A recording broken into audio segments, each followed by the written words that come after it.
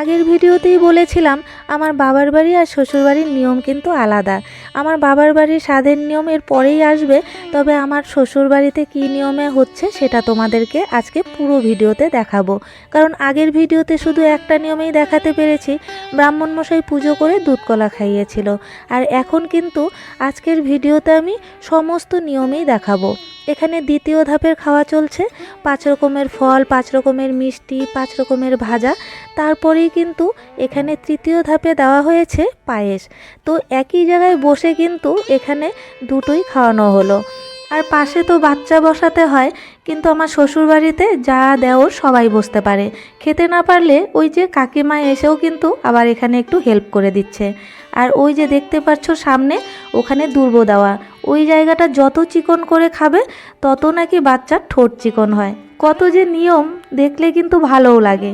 আর তারপরেই কিন্তু চলে এলাম ছেলে মেয়ে পরীক্ষা করতে। তো এখানে চলো দেখি আমার যা কী তোলে।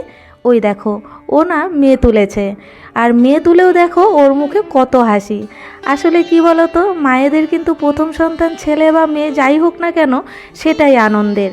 আর এই যে এখানে দেখতে পাচ্ছ আমার শাশুড়ি মা কিন্তু হলুদ ছিটিয়ে দিচ্ছে, এটা হচ্ছে ওই যে বেবির পটি।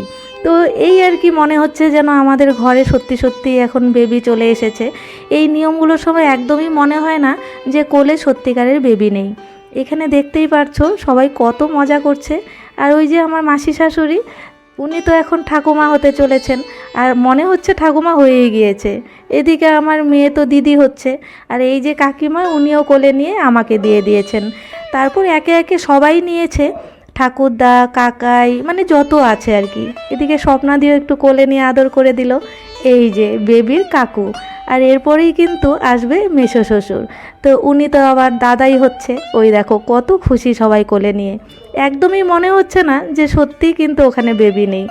এত সুন্দর করে সবাই কোলে নিচ্ছে দেখে কিন্তু ভীষণ ভালো লাগছিল। আর এদিকে আমাদের সত্যিকারের বেবি চলে এসেছে, এই যে আমাদের জিম্মু, কত বড় হয়ে গেছে তাই না? ও আবার এখানে একটু ভেজাল করছিল, ওকেও খাইয়ে দিল অল্প নিয়ে কোলে করে।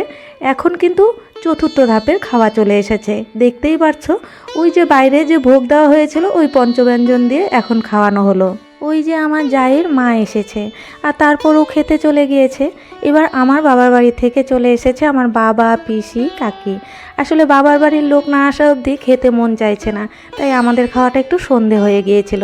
আর এই যে রাতের খাওয়া ঘরে, শ্বশুরমশাই রাতে সব কিছু দিয়ে দলা মেখেছিল, আমরা সেটাই খেয়েছি। তো আজকে আমাদের এই ঢাকা ডিস্ট্রিক্টের নিয়মের ভিডিওটা কেমন লাগলো অবশ্যই জানাবে। তোমাদের কী নিয়ম সেটাও জানাতে পারো, আর ভিডিওতে একটা লাইক করে দেবে। টাটা।